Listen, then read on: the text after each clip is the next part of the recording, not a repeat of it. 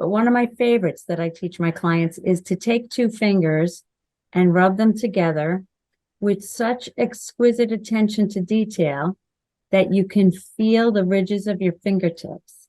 Hmm. And so as I say that, I'm watching you practice, people have to slow down, right? And they have to pay attention to that sensation and notice, right? So you can do that anytime, and it shifts you out of the judgmental part of your mind into this, what he calls the sage brain, or I call the intuitive brain, or the feminine side of our thinking, or the organic side.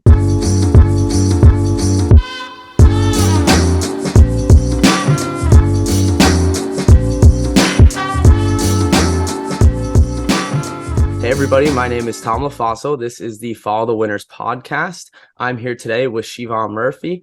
We're going to be talking about Follow the Winners, what it means to her, and we're going to be talking about success, the mindset, everything in between. So I have Siobhán with me today. I'm going to pass the mic over to her. Please introduce yourself. How are you? Hello, everyone. My name is Siobhán Murphy, and I'm so grateful to Tom for this opportunity to share some of my views with you. And I work as a leadership coach in organizations, primarily coaching people who have a team, who have a profit and loss responsibility, and who are eager to grow. Cool. How long have you been doing that for? This year will be 27 years. So wow. I've been really privileged to be on the ground floor of this now multi-billion-dollar industry. Yeah. And was that always your career path when you started doing that? No, it's a great story about how I got to this. I was recruited from college to work for AT&T right at the time of the breakup of the Bell system, which was complete chaos. And AT&T used to sell through what they called the baby bells at that time.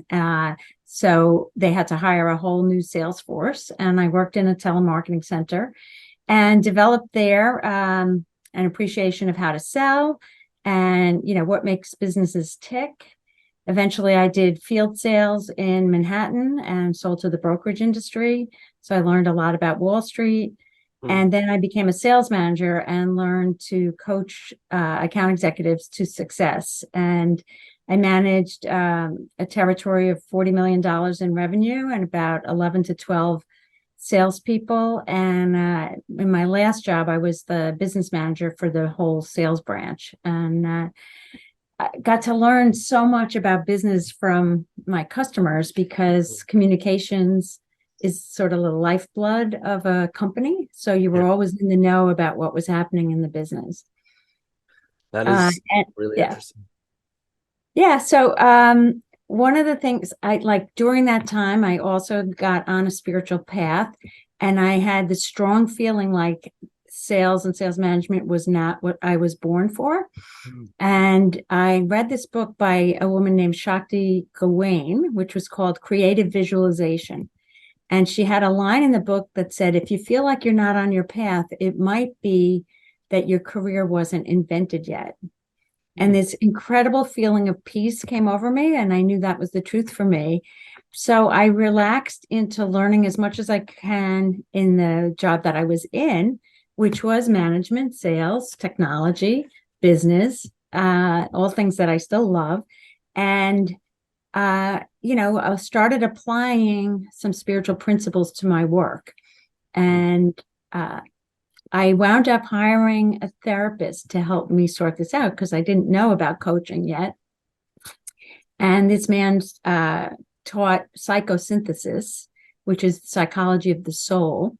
So we would do meditations and things like that. He would give me different assignments that were designed to access deeper parts of myself. And he also gave me an assessment called Myers-Briggs, which a lot of coaches use now. And the top 20 careers that came out for me had to do with counselor. So career counselor, guidance counselor, psychologist, psychiatrist, etc.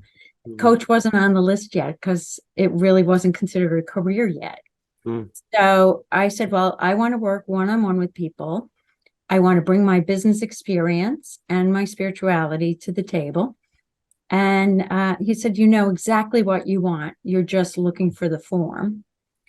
And as it turned out, I moved into that business manager position in the branch, and that position was offered a package. So the way it worked in AT&T was anytime they made a change to a position, they had to offer it to everybody, even if they didn't want the person to leave.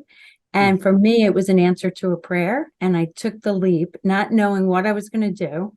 Mhm. And I left on Groundhog Day, which is tomorrow, Yeah. in 1996. And at the time, my brother-in-law had cancer. So I got to spend time with the family at the end of his life. Mm. And on St. Patrick's Day, he passed away. Oh, I'm sorry. And so I was at his house when the rest of the family went to the funeral home. And after I set up the food, I opened the paper and there was an article about coaching. And I was like, that's my form. Mm. And so after, the time with the family and the burial and all that, I called the 800 number that was in the article by Patricia Kitchen of Newsday and signed up. I remember distinctly, I paid $24.95. They market it as it was a coach training program, but you would get a baseball cap that said Coach U on it. And they said the cost of the cap is $24.95. So $2,495. But in my package from AT&T, they offered money for retraining. And so that paid for it. So I'm forever grateful to AT&T for all the learning I did and growing as a leader, and for them helping me set up in a new business. How cool is that? It also Yeah. really sounds like you had like a lot of really great skills when it came to sales, marketing, managing already. So obviously because you thrived in all the businesses and companies you worked with. So just that alone is really, really awesome. That's like a winning aspect right there. Right. Right. And there were lots of people who helped along the way. So you and I met at an ABA event, and Ellen Volpe of American Business Associates. I joined that and I met a lot of people who were also business owners and learned how to network. And that really gave me a good foundation on Long Island. And I'll give a shout out also to Steve Ramarini, who's now with Compel CEOs, but at the time he was running a business called Tech, the executive committee, which was roundtables of CEOs. And I got to use my sales management background in small businesses here on Long Island that couldn't afford a full-time sales manager, but needed some of those disciplines.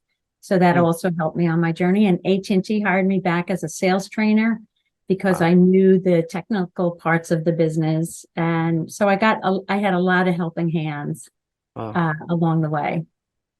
Yeah, but you planted seeds along the way, realistically. So that's that's what's my takeaway from that story. And that's really cool that you've had all that experience and been able to grow and help people. And I think it's what a lot of people want to be able to do. So this kind of segues into like basically question number 2, other than, your story and who you are. Kind of a little bit of a segue in a sense, but what does success mean to you? I love Ralph Waldo Emerson's quote. So I pulled it up on my computer. I'm going to read it because it really encompasses what I believe success is.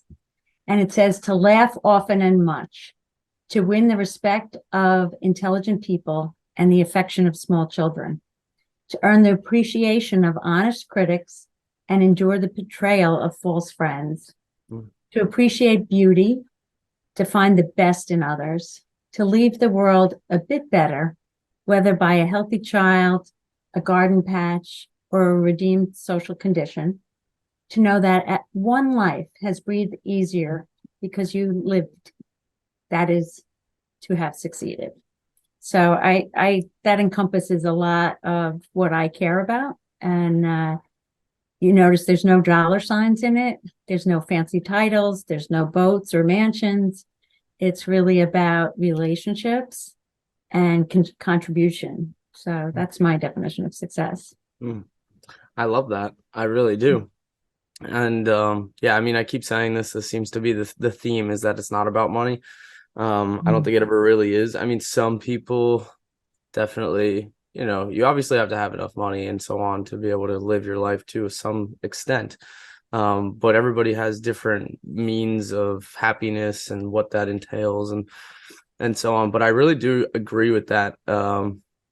like leaving something behind. Like for me, it's like I want to be able to leave behind a legacy or even some kind of generational legacy in a sense. Like it doesn't have to, I would love for it to be a massive company that I can be like, hey, my family runs this with me, and like that, I would love that. But even more importantly, I think it's more of just the mentality to be able to pass that along, that you can follow your dreams, you can do exactly what you want, even if it's like extremely scary and it's might be in an industry that doesn't exist yet. Um, that to me is like a huge success takeaway. And I think, that's basically what you just told me. Yeah. Well, think about it, like 20 years ago, who would know what a data miner was or a social media strategist, right? Yeah. Long ago, a web host, like these were not, they didn't exist yet. So they say the current generation is going to have maybe 6 different jobs in their life, and we don't know what those will be yet. And we're educating people for the future without knowing what that future looks like. So, Mm. being able to think and learn about how we create with our thoughts and feelings, learning how to build relationships, a lot of the emotional intelligence skills, empathy, collaboration, knowing our own feelings and how to be with them and how to be with other people's feelings. A lot of that stuff is what I focus on in my work with people. Yeah. So, and I want to hear more about that. So tell me more about your business. This is like a two-part question. So just kind of going into telling me about your business, and then I guess answering what you said prior as to like why you had this feeling on the inside, like, and what makes you want to do this every day kind of thing going forward. Okay. So I called my business the Quest Connection. I renamed it sort of midway. The actual corporation name is Quest Coaching International, Inc. But I focus on connection. So primarily the connection between the head and the heart in individuals, but also between leaders and their teams, between salespeople and their customers, at one point I did between men and women and spouses. I don't do that work so much anymore, but between people's gifts and their area of contribution. So my work is all about connection and communication. And it's interesting. I started in working for AT&T Communications. It was all about how people can make connections, right? So that's been a theme in my life. I even have a baby picture of me with a telephone. And in the beginning, I coached people on the phone. So I've done, thousands of hours of phone time, but now it's largely by video. I work with people one-on-one, and I've done group work. So what's happened in our industry is that we have started to have coaching firms emerge. So similar to how attorneys, we're one-stop shops, one-person shops, and then became law firms. That's happening in coaching now. So some of my work comes through coaching firms, and some of my work comes direct to me from referrals largely. And I also do coaching skills training for leaders, which is helping managers learn how to coach their staff and evoke from them the brilliance they have. So in coaching, we see people as already whole, already amazing, already talented. And what I share with clients is that the difference between coaching and therapy is that therapy came from the medical model. And in the medical model, there's something wrong with the patient that needs healing. And the onus of the healing is on the practitioner, right? In coaching, we come from the world of sport. And so the athlete is almost always a better player than the coach, and will always be. But the coach can provide an outside perspective, help them with their mindset, help them with the practices they need to put in place in order for their brilliance to be realized on the field. And so I used to tell the story about Tiger Woods. It's still applicable, but apparently years ago, his coach did not have him focus on one of his weaknesses, which was getting out of sand. Instead, he focused on his gift, which was an amazing drive. And so by focusing on that gift, Tiger got into the sand less, right? So that's what we do in coaching. We focus on people's strengths and how they can organize their life around their strengths and delegate things that they're not so good at, unless that thing they're not so good at is a career derailer. So sometimes, for example, in organizations, if somebody has poor EQ, the organization might hire a coach for them to help them with that part, because the difference between leaders at the very top of the organization is their people skills and their emotional intelligence skills. So people at the C-suite tend to have similar backgrounds, similar education, similar intelligence, right? But if they can't manage people well or relate to people well, then that's the thing that makes the difference at the top. It's really, really interesting all about your business. I love all of that. I think coaching is something that I'm hearing a lot more about that almost surprises me a little bit with some people, even like people that I know that are successful, well, at least in my opinion, are successful. And I hear that they have coaches currently, and I'm like, wow, that's awesome. But you said something that was a major point, which is just having that outside perspective and that sports mentality, not focusing on the negative aspects, but focusing on like what makes you great. And then having somebody come in and being like, hey, you're kind of looking at this a little crooked. Maybe if we just straighten this out a little bit, you'll see the clear path, and boom, there you go. And it's sometimes just that simple. Yeah. And we say, all athletes and actors have coaches. So why wouldn't leaders who are playing the game of business or the game of leadership have coaches, right? Because we don't know what we don't know. And so the job of the coach, somebody has a set of thoughts and feelings and beliefs, and they're headed this way, but they want to be over here. So my job is to interrupt their pattern of thinking so they can go in the direction they want to go. And we wind up doing a lot of examining of beliefs, right? And beliefs, people think they're like skin, like really hard to remove, a part of them, but they're much more like clothes. So you could wear out a belief, or the belief might not be appropriate to the current occasion. So, you're wearing a gym suit to a formal dinner, right? Well, we got to change the beliefs. And by people actually examining their beliefs, they find out whether it's just a conditioned belief they were told, or it's really what they believe now. So a good part of what coaches do is work on mindset. And we try to help people have a growth mindset instead of a fixed mindset, which is the work of Carol Dweck. So if you haven't read the book Mindset, I highly recommend it. Yeah. A growth mindset is willing to learn. A fixed mindset is trying to hang on to attributes that they were acknowledged for as a kid. So I'll give an example in my own life. I was a really good student. And so I had a persona or a belief about myself that I was smart. And if I hang on to that, then I don't get to be in a learning mode, right? I don't get to be stupid. I don't get to acknowledge what I don't know. So I had to move out of that fixed identity into more of a growth mindset, which says mistakes are normal. Human beings are mistake-making machines. We can't possibly learn without going through what I call clumsy, awkward, and stupid in order to learn. And I'm grateful to the friends. I learned how to ski as an adult, and there were a lot of friends who supported me in that clumsy, awkward, stupid stage, that you have to go through as a skier in order to get to the top of the mountain. Yeah. Great analogy there for the most part. So basically, all right, so I understand what you do, and that's awesome that like you've kind of gotten through all of this, like sales, management, working for AT&T. You've kind of always had this like communications aspect that's been deep down. And then now you're at this point for, now what, over 20 years that you're helping people, coaching people, showing them, connecting people. So the question, I mean, I already asked you, but why do you do this? Like, why do you want to do this? I think part of it is I feel like I was born to do it.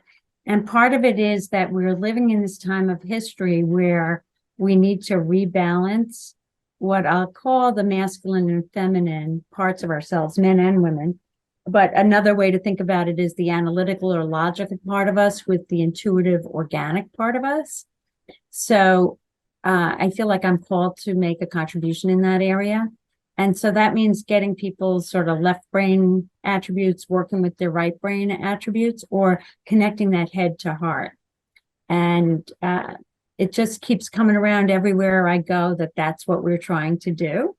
And coaches do that by asking questions that can't be answered by the logical mind. So, for example, Tom, if I'm asking you your name, your address, your phone number, your birthday, there's no thinking that has to go into that. But if I say, what are you most proud of learning recently? Well, you're going to have to answer differently. It's not a quick answer. And we've been so programmed by our school system to have the answer teacher, right? But we have to teach clients that it's okay to think. Silence is okay. It's okay not to know the answer. It's okay to ponder, what's your purpose in life, or, what's the best thing that happened to you lately? That's one of my favorites. So let me ask you that. What's the best thing that happened to you lately? There's probably a couple things I could choose. I feel like the best thing most recently was over the weekend. I did my favorite thing, which is going snowboarding. That would be up there. Yeah, I love Yeah. to snowboard. It's my favorite thing to do. Okay. Excellent. Excellent. So what we're doing is training people to be value seekers and seeing the things that are going well. So at the end of this whole conversation, I'm going to ask you, like, what was the most important thing you learned from today, so that this is a value to you. And I do want to share a story about this. I learned that question from a now passed on coach named Kurt Wright, and he shared about how this woman was in a workshop of his, and she started asking that question of her teenage daughter. And it really helped them connect better. And they each night would share what's the best thing that happened to them that day, right? So one day the daughter ran down for breakfast and said, I already know what's the best thing that happened to me today. And her mother's like, how could you do that? And she said, I woke up wondering what's going to be the best thing that happened to me today. So she was anticipating her good, a positive day. And that's the kind of like mental training we do in coaching to get people, noticing what is working, what's going right, and building from there. So when I work with leaders and their teams, I used to do a lot more of that before the pandemic, where we would do team offsites and things like that. We go through what's already working on the team and what makes that work and what will be ideal before we get to the question, what's not quite right yet. Because most people start meetings with what's the problem, what's broken, what needs fixing, and go into problem solving mode. And before you know it, the energy is down because the creative juices don't flow in that left brain analyzing what's the matter, judging kind of thinking. But if you start with what's already working, it opens up the energy and the creativity in order to address what's not quite right yet. And the reason I like that language so much is that it suggests we're on our way to making it right. And it's not all the way wrong. It's just not quite right yet. And then we look at the resources to make it right. Yeah. I mean, it's hopeful thinking, optimism. Yes. I said this in the last podcast that we did, that it's probably one of the most important things to just remain hopeful throughout the day. If you come from a faith background, they might call it having faith in a sense, a religious background, but like realistically, it's just waking up with the mentality of something great's going to happen to me today. And even if it doesn't happen to you that day, well, then you have the next day to feel that exact same way, and the next day and the next day. So I really agree with you on that. I think that mentality, I've been able to make that switch in my life just from doing like my own research and meditating and being able to wake up with that hopefulness. And sometimes at the end of the day, I'm like, I can't believe the day that I've had today. I've met people, I've, maybe gotten new clients or gotten a new job or just like had something go in a positive direction. And it also doesn't set you up for like having a bad day in a sense, it when bad things then come to you, you're just like, okay, not that big of a deal. We're just gonna keep rolling with it because something good's still gonna happen today. I like that a lot. Mhm. I think you probably have somewhat answered this, but maybe not. Is there something that you've won in life at? Yeah, I made a list of some of those. I was a smart kid in college and high school. Hmm. My parents are from Ireland, and they emphasized the education so much. And really, I'm the first in my immediate family to graduate from college, and it was very much emphasized. My mom taught us to read before we even went to school. So I was a valedictorian in my high school. I got scholarship to college. I graduated summa cum laude from Boston College. I played in a pipe band, and that I did not was not naturally good at. So I had to really work at that. So as a band, we won many awards. And then when I worked at AT&T, I won one year the Leaders Council Award, which was the top 2% of the sales force. I got to see Ronald Reagan speak and Beverly Sills sing, and yeah, it was really amazing. And then in coaching, I'd say the thing I won or earned was the Master Certified Coach credential. So we have 3 levels of credentialing in our world: associate, professional, and master. So I've had the master credential since 2007. Oh, wow. We have to renew that every 3 years by taking an ethics class and having 40 continuing ed credits in coaching and business development. So that's a commitment I've made, and that's important to me. I just renewed the end of last year, so I'm good for another 3 years. And Wow. I'm a lifelong learner, so I get to do that all the time. But what I want to say about winning is, those things are less important to me than the quality of my relationships, and those relationships are with clients and colleagues and my network, but also with my family and friends, and myself and my God, or whatever version of higher power you like to think of it as. Yeah. Like harmony is really important to me, and harmony with myself, my God, and other people. And I would add even nature. Mhm. So that's I I right. think Look at winning now. no, and like I feel like from what I just heard you say though is that, and everything you've said so far is that you trust yourself, and that has allowed you to win consistently over your life. I think that is a big difference between people saying I'm gonna do something tomorrow and actually following through on it. Like Mhm. even the most simplest things of like it's like 8, 9 o'clock at night, and you're like, yeah, I'm gonna work out tomorrow. I'm gonna hit the gym. Like I'm so motivated, but it's 9 o'clock at night. Like you're not going right now, and then the next day comes, and you're just like, I don't know. But being able to trust yourself and go through with those motions and being like, yes, I'm gonna do this. I told myself last night I need to go to the gym today. It's now the next day. I'm gonna go to the gym because I promised myself I will. Mhm. I don't know. I get that vibe from you that you've been able to trust yourself like unconditionally over the years. Like I'm gonna do something and then I'm gonna follow through on it, and that's allowed you to win. Not necessarily trying to downplay anything that you're saying, and not trying to like say that winning is so important in life, but that's kind of what I'm getting from it. Well, I wish I was as disciplined and could trust myself as much about exercise as some of the other things. But I want to mention like the divine feminine right now, because that has been a big part of any of the successes I've had. And I told you I was excited that we scheduled this for February 1st. So this is in the Irish tradition, the Feast of Imbolc, which goes back centuries and marks the halfway point between the winter solstice and the spring equinox. And it's a time of new beginnings, the heralding of spring coming, planting new ideas. And it's also the feast of the mother god image for Ireland, which was St. Bridget, and before that she was Goddess Bridget. And uh, from a little girl, I was taught to pray before I took tests. So I used to say a Hail Mary before every test. And I think that helped me throughout my journey in life, and certainly helped me with academic success. And, now I pray to a father, mother God, but the idea of invoking the divine I don't feel like I'm trusting myself. I feel like I'm trusting divinity in me, and that I'm trusting that I live in a benevolent universe that wants my good.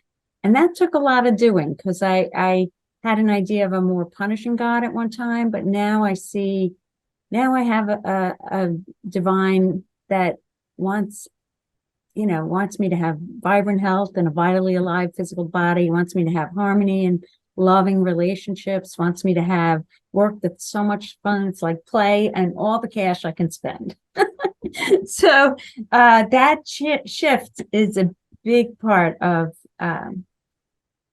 my life now, and what I consider success. And it's what I also help clients to find. I'm not pushing any kind of religion, but I do ask, how do they use their spiritual resources? And how do they connect to their soul? Because it is my firm belief that we all have that part of ourselves, and it's a power tool. And a lot of people leave it outside the office. I remember working for a radio station, and I was teaching them about the law of attraction and how their thinking and their feeling creates a vibration, a radio frequency, if you will, and that they could attract more sales if they were on the right frequency. And this guy said to me, "You're teaching religion at work." And I said, "Well, sort of." I said, "Well, what's your objection to that?" And a lot of people keep parts of themselves outside of their working life. And we're in a time where people have to bring all of themselves to their job. You can't have employee engagement if people don't bring their passion to work. And if they bring their passion, they're going to bring their feelings, right? So we need to have all of it with us. And I don't really care what particular way you express your spirituality. I've had many clients on Long Island tell me they feel the most spiritual when they're on their boat, out on the water here, or in nature, or at the beach, right? It doesn't matter to me how you do it. It matters to me that you do it. Yeah. I'm right there with you. I said it to anybody that spirituality is kind of one of those things, it doesn't have to be God per se, the universe, however you want to say it. But I think it's always super important to kind of get quiet with yourself, ask yourself the serious questions, what makes you happy? What makes you want to wake up in the morning? Are you doing the right things? Are you talking to the right people? Are you hanging out with the right people? Because a lot of times once you start asking those questions, people in your life will start falling off. You'll stop answering the phone, or no one will even contact you because you realize, oh man, I've been reaching out to people who don't care about me. Like there's so many different attributes to just asking yourself simple questions and having that faith to push you forward, and getting up every day with the intent of, I'm going to try and make my life better and the people around me happier, but not at the expense of like being stuck and depressed and, not feeling good about myself, because that's not what it's supposed to be. And I like that a lot. And it is one of the questions that I had on here is, do you use spirituality and so on? So, I mean, even because we're just talking about it, I guess, what is your take on that? Obviously, you've been using it throughout the years. Do you use it like throughout every day? I know you said you used to say like before tests, Hail Mary. Yeah, well, I've gotten some prayers actually from the National Speakers Association, which I was a member of for a time. Cool. And I have this little affirmation on my computer, and it says, "I'm not here by accident. God sent me to these people at exactly this time. That's because the higher power has a purpose. Therefore, I have a purpose in being here. He's given me every resource I need to succeed. I have the energy, passion, and message to make a huge impact now and for eternity." Wow. So I can say that before a coaching session, or just oftentimes I start coaching sessions asking people if they want to take a few minutes to center. And that might be just taking 3 breaths. That might be me saying some affirmations on their behalf. It might be just changing your posture, lining up your head, your heart, and your belly, your power centers. Or it might be 30 seconds of silence. So people leave what they were doing behind and come into the session prepared to have me access their intuitive side of them, So yes, I bring that into my work all the time. Do you have to do it personally though? Like, do you wake up in the morning and like some days Oh, of you're course, yes. I say prayers. Prayer and meditation's a part of my life. It's a totally. regular habit. Hmm. I don't know. This is one of the questions that I'm not 100% sure where everybody lies on. Um, it's what I didn't think it would be one of the main questions, honestly, but it is, at least personally to me. I think spirituality, getting down to like meditation and like I just said, getting to that quiet place is super, super important. Um, so But no, yeah, I want to say that the evidence is that mindfulness training helps people reduce stress and access different levels of creativity. So I like to use the word mindfulness with people more than meditation. yeah, And you know that I teach them the three simple breaths, which is let go of what you were doing, set an intention, come into your body. No, come into your body and then set an intention for going forward that they could do anywhere, anytime. yeah. And I've recently studied positive intelligence with this wonderful coach, Shirzad Shamin. And he teaches some simple exercises to improve your PQ, your positive intelligence quotient.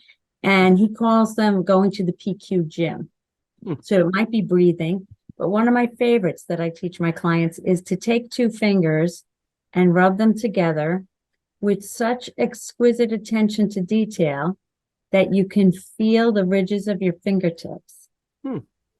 And so as I say that, I'm watching you practice, people have to slow down, right? And they have to pay attention to that sensation That is kind of and crazy. notice, right? So you can do that anytime, and it shifts you out of the judgmental part of your mind into this, what he calls the sage brain, Hmm. you know, or I call the intuitive brain, or the feminine side of our thinking, or the organic side, right? Yeah, where we Yeah. are more open.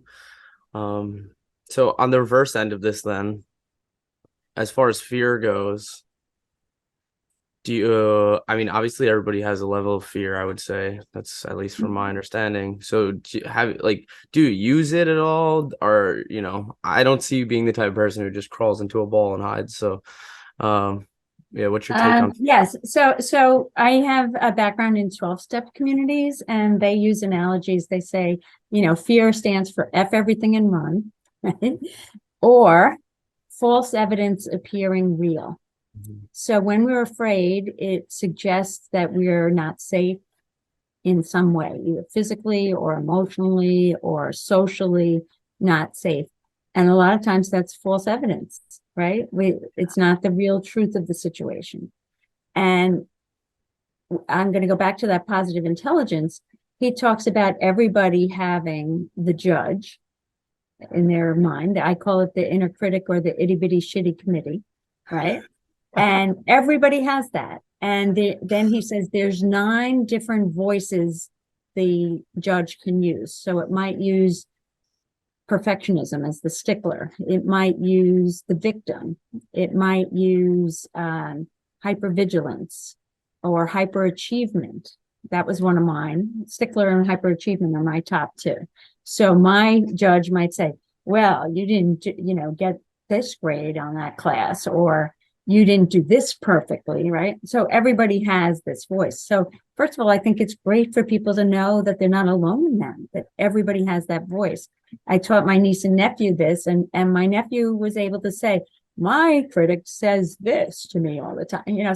So we know that's not who we are. It's just a voice inside of us. And so the whole task is to tone down the voice of the judge, which creates the fear, right? And increase the voice of the sage, the wise part of us that knows already that everything is well, that knows that there's no place to get to, like all is well right now. Yeah. And so mindfulness is one of those ways of getting there. Empathy is a way of getting there. Creativity is a way of getting there, right? Nature's a way. There's different things we can do to develop our sage brain. And this is being talked about by all kinds of people. Jill Bolte Taylor is a woman who had a stroke, and she's a neuroscience scientist who studied the brain. Wow. So she wrote about her experience and how to get more into that right side of the brain, because when she had her stroke, she was only in that side of her brain. Mm. Really neat. Shirzad is doing it in positive intelligence and has a book by that name. It's being taught that there's somebody else who wrote about the learner judger mindset. Mm. Do you want to be in the learning mode or in the judging mode? And so it's being talked about in all different kinds of contexts. Yeah. And so our fear comes from that judge. And, once we know that we all have it, you can give it a funny name. You can say, thank you for sharing. Go take care of my car. Make sure I don't get parking tickets, or give it a different job. Yeah. But we don't have to take it as the truth, Yeah. right? Yeah. I mean, it's acknowledging that you have this, these voices, I guess you could almost say, talking to you, telling you. I mean, everybody has it from my understanding. And sometimes you just get like, it happens to me sometimes. I'll just get like random thoughts where it's just like a negative. I'm like, I didn't even think of that. Like, where did that come from? Right. And then you're just like, yeah, let's push this way. Like, let's think of, what's something happy right now. And the more that you can do that, the more you will actually realize that there is this like negative aspect kind of just like festering there. And it's easier to push it. So I hear exactly what you're saying. Yeah. Tom, we all have thoughts that go across the screen of our mind. They're part of the race mind. They're in the air, they're in the news, they're right. We have a choice of which ones we're going to focus our attention on. Yeah. And some people take a negative thought and they invite it in and they make up the guest room and they let the person live and eat their food and take up all this space, right? And you can just say, no, thank you, next. And this woman, Lynn Grabhorn, I used to teach her book. She's also passed on, but she taught a lot about the law of attraction. And she said, everybody should have a flip switch.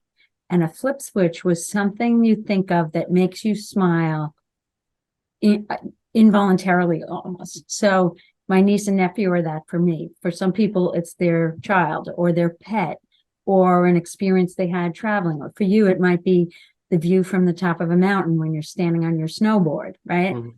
But you would have that available to you. So when you noticed you were in this negative space, you could flip the switch and go to your happy place. Yeah. And so you can develop that. Have a happy place to go to, Mm-hmm. and don't invite in the negatives into your guest room. Yeah. Stay away. Stay away. Yeah. I hear that. Cool. I mean, I love that. I really do. And everything you're saying is like definitely resonating with me. I don't think I haven't I've seen therapists and things like that, but I've never really had other than just doing my own research online, anybody kind of tell me clearly how my mindset's been working over the past 2 years until we just had this conversation. I'm like, yeah, I feel like everything you just said is how I've been going about my life. And that's cool. And I hope after this, maybe even somebody will reach out to you and be like, I need this kind of help, because everybody to some extent probably does. Even myself, I'm not saying I'm at a pinnacle of being yeah, I have all this mindfulness and I'm fine. I'm still trying to figure it out every single day. So it's just nice to hear you affirm what I'm doing. I'm going in the right direction. Yeah. Well, I want to say something to that. They say that our profession emerged as an intuitive response to our making choices. And so Peter Drucker, the famous management guru, said when we look back at this time, we're not going to talk about iPhones and the internet and digital connectivity. We're going to say the first time in history, human beings had more choice than they ever had before. And they didn't know what to do with it. They were unprepared, right? So if you think about your grandparents, or maybe your great grandparents, most of the time they lived in the same town their whole life. They went to the same church. If they got married, they stayed married to the same person. They were in the same career their whole journey. And maybe it was their father's career and their grandfather's career, right? So and many hundreds of years ago, they had the most information they got was one Sunday New York Times, right? So they had a very steady experience. Mm-hmm. But now people can choose what religion, what form of family life, They're going to have multiple careers. They can choose entrepreneurship or to work for somebody else. They can choose where they're going to live. And that happened in the pandemic, even more so with being able to work from anywhere. Yeah. And, if you go to buy Oreo cookies, there's like 10 different flavors. Or if you go to buy toothpaste, Yeah. the level of choice we have is enormous. Yeah. And so how do we prepare for that? Well, coaching helps people identify their values, identify what's most important to them, helps them find a career path or a clear path out of the unknown, because right now we're in the unknown. We're living in the most disruptive decade of human history. There's going to be more change between 2020 and 2030 than ever before. And we don't know the answers. No. And so coaches leap into the unknown with people to find a path forward. Just think a couple of years ago, like leaders were facing, how do we deal with the remote workforce? How do we do hybrid meetings? How do we do what kind of guidelines are we going to have about vaccinations? There's no rule book for that, no handbook, no guru you could go to. You had to determine it together, right? So that's why coaching exists. And, our vision is that everybody would have a mom, a dad, and a coach, at least one coach in their life, right? And I'm in the International Coaching Federation. So that's our bar association, or AMA. I'm member number 326, which I'm quite proud of because I got to launch an industry, and we have over 50,000 members globally now. Wow. And, there are 1 million attorneys in the United States alone, right? So we have a long way to go. There's lots of room for coaches to come into this profession. We're a much more mature profession than we were because we're 20 years old or so. And, we've determined the competencies and the ethics that are required to succeed as a coach. So my hope is if somebody feels attracted to this, if they don't hire me, they hire a coach for themselves, because the need is high. And, in the beginning, coaching was considered remedial. Like if somebody in a company got a coach, it meant there was something wrong with them. And that's the least effective form of coaching. So people who get new jobs, who get promoted, who are first-time managers, who get promoted and have a larger scope or in a different silo of the business, all of these kinds of people can benefit from coaching. Yeah, absolutely. All those people can benefit. I mean, as we've even just spoken about it, you're amplifying somebody and you're not picking out their flaws and the things that they're doing wrong. You're only helping them with what they are doing right, and maybe trying to, point them in the right direction and take them away from looking at this investment here, because that's not, necessarily where they should be focusing, because they really want to be focusing over here and they're just, have blinders on. I see what you're saying. So I guess, is there anything like as far as the business that you're working on? Is there any like new programs or something, or like, are you trying to get people together to do something? I'm going to tell you a couple of things I'm working on that have me really jazzed. Okay. One is I was hired by a company called Chief.com to facilitate roundtables of executive women. Oh. And it's one of the fastest growing female founded businesses ever. Only started in 2018, and they were on their second round of funding, and they hit a need for women to have a safe place to share their workplace and personal challenges in a support system or their own board of directors.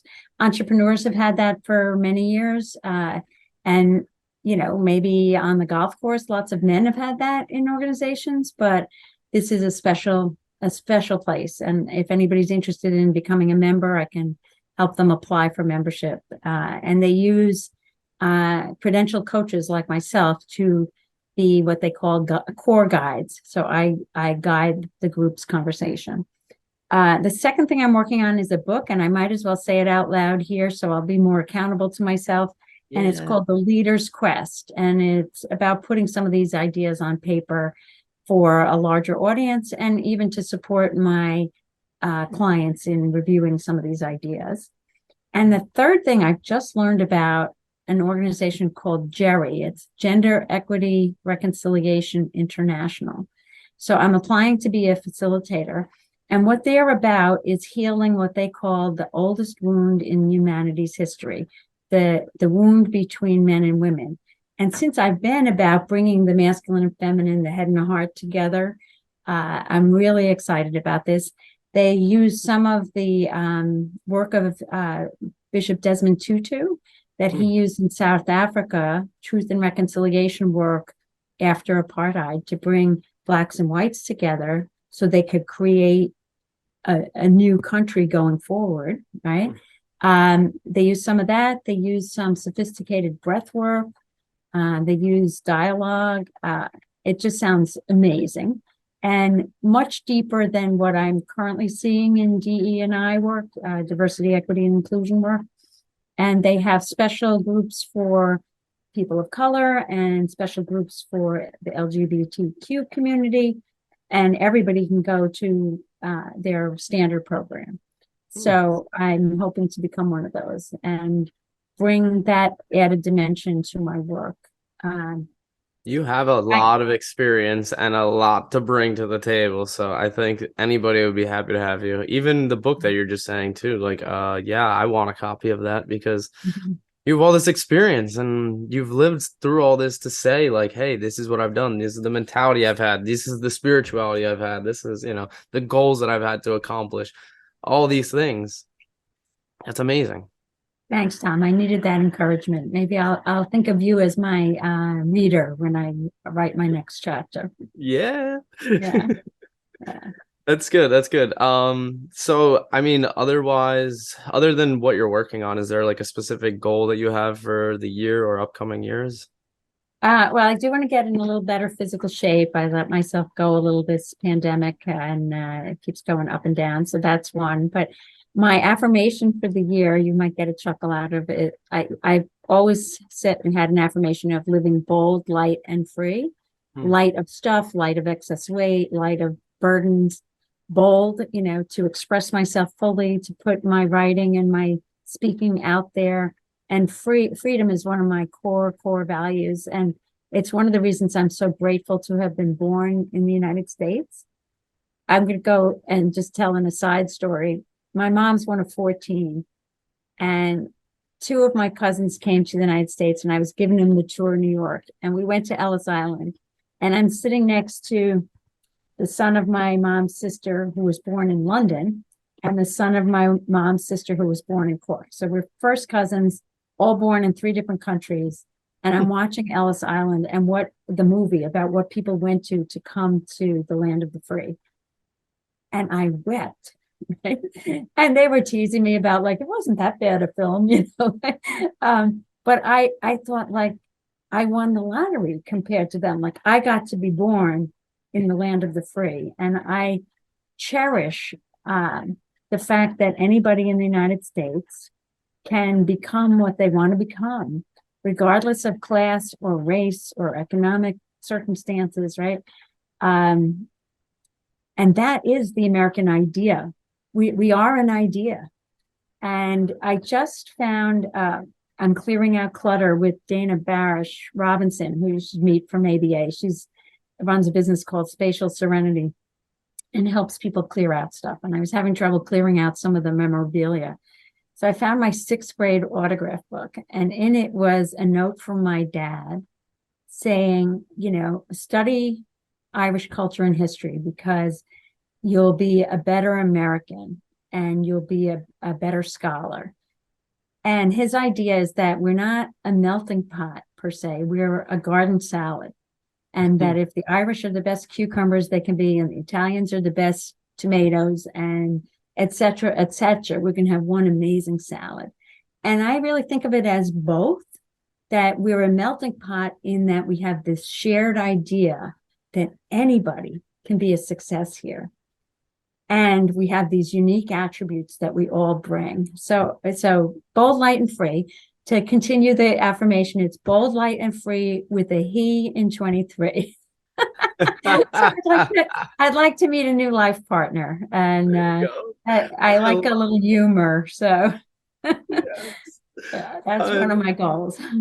I love that. Honestly, I do. That's a really great story. I mean, I'm like second generation technically, and on parts even like third generation in some cases. So like, um, it is really interesting to hear that aspect of it from you. You know, like America is a great place, and we do have the ability to kind of think freely how we want and so on. We don't always have that option, and being born here is kind of like winning a lottery in a sense. You know. Mhm. Um, That doesn't so mean we where? don't have a lot of work to do, but we're still the best experiment in diversity in the world. Yeah, yeah, absolutely. Yeah. Absolutely.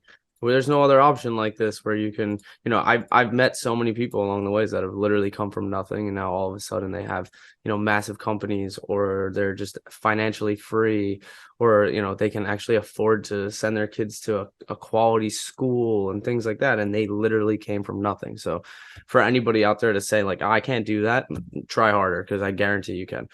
Um, so I guess I just want to say thank you because this has been really awesome. If anybody wanted to find you online or work with you, where would they go? TheQuestConnection.com is my website. And on LinkedIn, I have the, LinkedIn.com/in/Siobhán Murphy. So I'm that Siobhán Murphy. There's lots of Siobhán Murphys in the world because Murphy's the most popular Irish surname. And if you're named Siobhán, you probably have an Irish surname. So you can find me there. And I'll leave my phone number is 631-277-8880. And it was really a pleasure to get to know you, Tom. And thank you for this opportunity to share my passion or my passions. And I think having interviews with winners reminds me of Napoleon Hill from Think and Grow Rich. And you're going to learn so much to win in your game of life. Yeah, that's the plan. Well, thank you. I appreciate it. Okay.